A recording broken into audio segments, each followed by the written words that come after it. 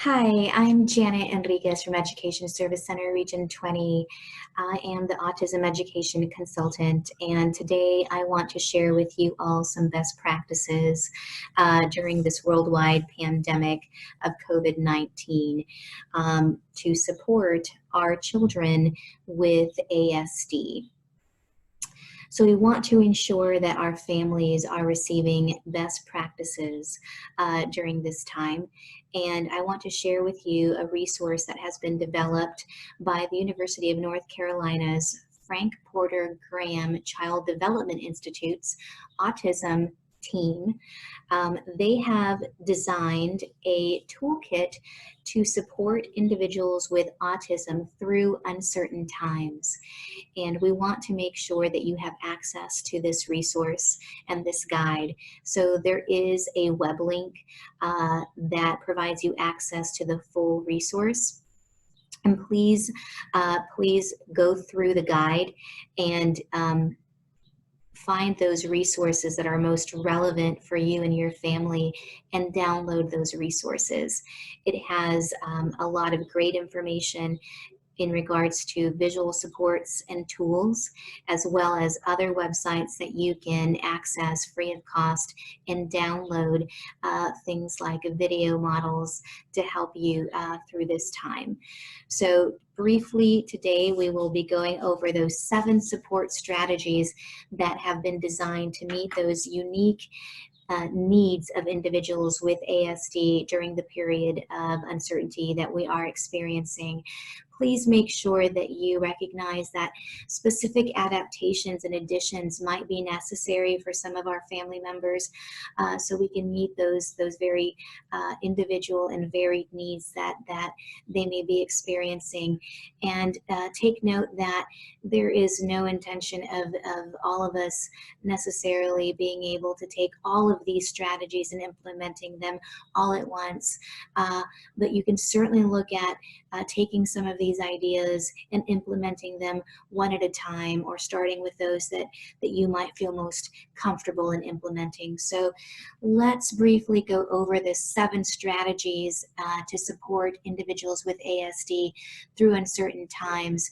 And please feel free to look at your guide when you're able to. So one of the first things that we start off by ensuring is that we have a handle on supporting our individuals' understanding of the current situation. So really think about how are we supporting the understanding of the current situation through the use of visual supports or social narratives. Are our children aware of what is happening currently with school closures? Do they have access to a calendar? Are we making sure that we give them opportunities to utilize a visual timer or countdown example perhaps? Please feel free to reference the link to the kit and be able to see some of those examples and what these might look like. Be aware that many individuals with ASD have a varied understanding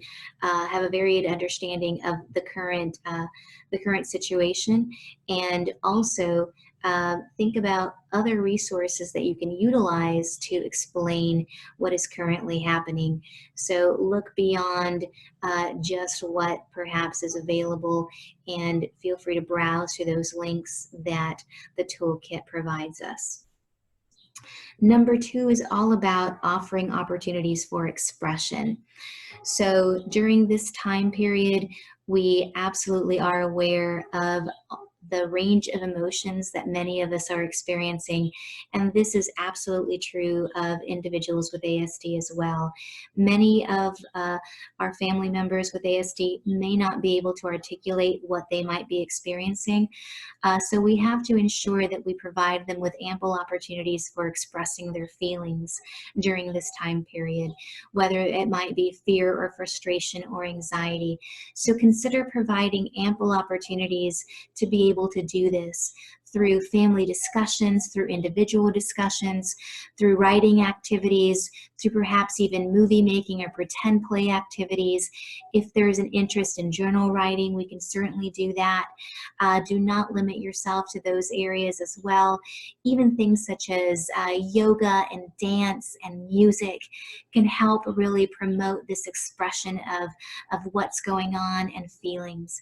So this is an opportunity for our children, for our individuals with ASD, to make sure that they get those feelings out.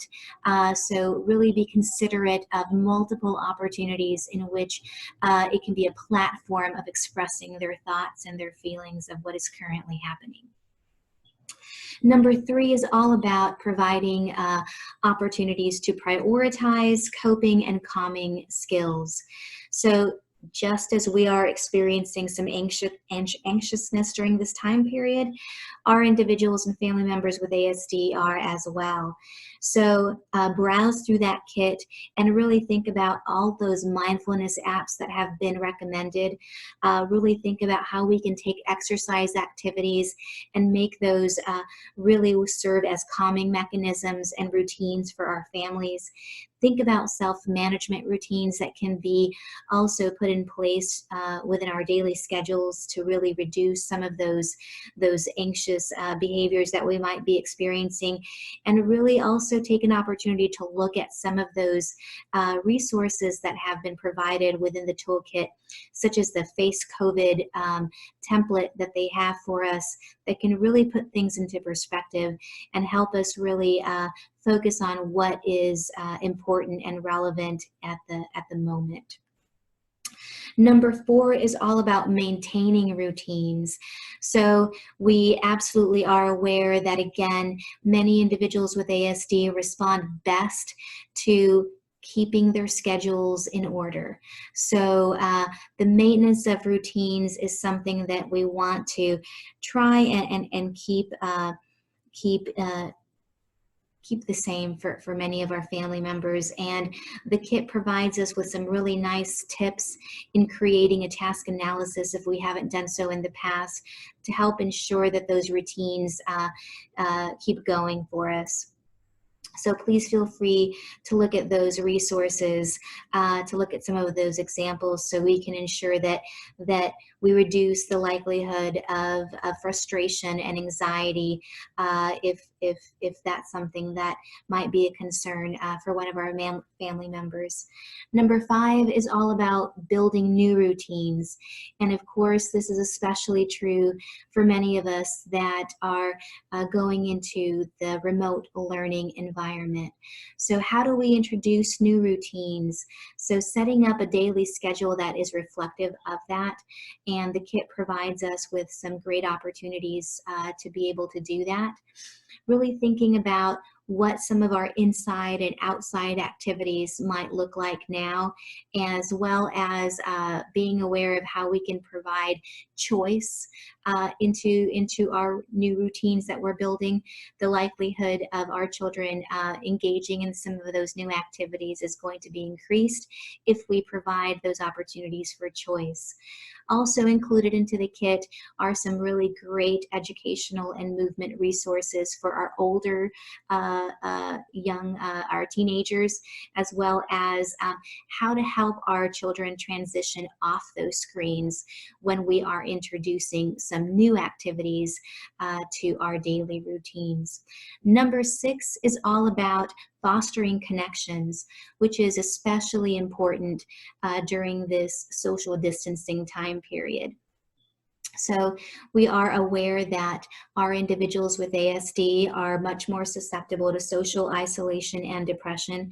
So for this reason, we encourage you to consider such things like calling with FaceTime, video chat apps that can increase the likelihood of our children being able to have access to their friends and family during this time period, and other types of novel ways of using social platforms, social media platforms, to help increase the social and emotional connectedness of many of our individuals with ASD.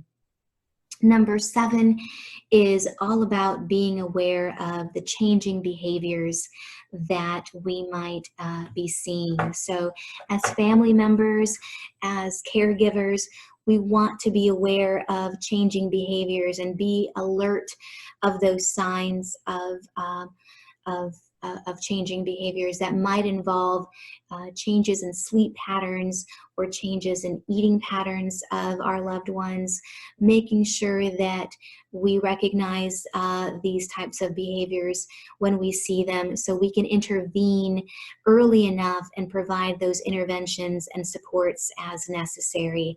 So please look at that toolkit and be aware of the different hotlines and different websites that you can access in regards to social services as well as medical professionals that can help us during these uncertain times to provide crisis supports.